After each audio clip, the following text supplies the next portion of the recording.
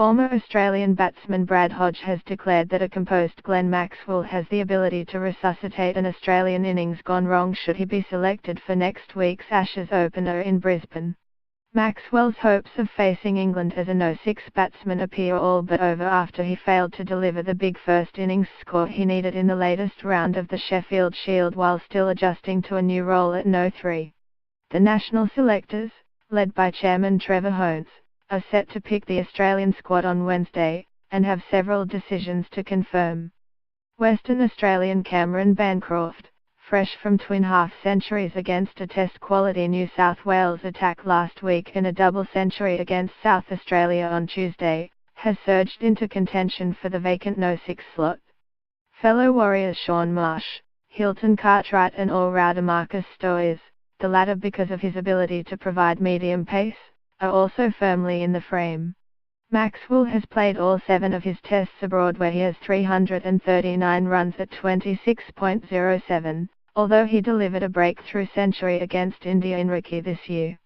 Hodge, who knows all about the pressure associated with battling for a test berth, said fellow Victorian Maxwell deserved first shot against the tourists.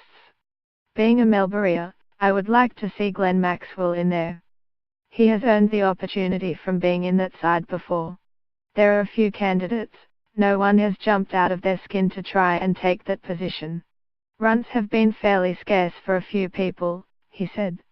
Hodge, restricted to only 6 tests in a golden era of Australian cricket despite averaging 55.88, including an unbeaten double century against South Africa, insists Maxwell has the technique to handle an attack led by James Anderson and Stuart Broad, England's 2 greatest test wicket takers of all time. I think at no-6 hitters.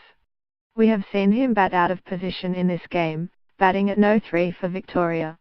It's a very different thing to walk through a cricket ground and be ready to play in the first 15 minutes of the game than sitting there and watching the game unfold, Hodge said.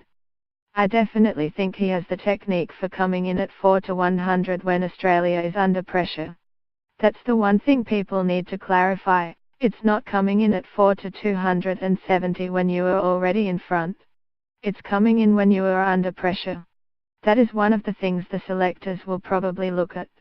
Maxwell recently detailed how he had tinkered with his technique, having felt he had become too low in his stance and had lost power, having spent significant time on the subcontinent.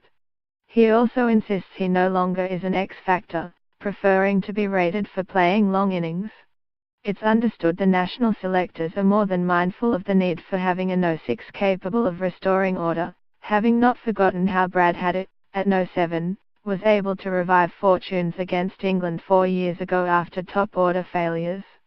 Test great Shane Warne has also called for Maxwell to retain his spot, but former Australian captain Ricky Ponting believes the selectors will go with Cartwright, citing the fact he played in Australia's last test on home soil, against Pakistan at the SCG.